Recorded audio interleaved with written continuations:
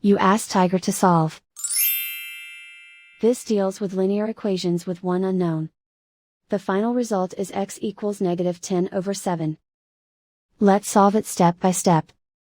Group all constants on the right side of the equation. Add 30 to both sides. Group like terms. Simplify the arithmetic.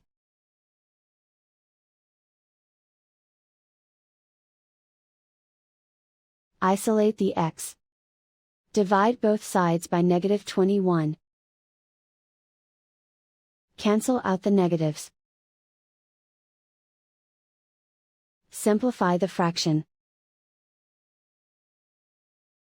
Move the negative sign from the denominator to the numerator. Find the greatest common factor of the numerator and denominator. Factor out and cancel the greatest common factor.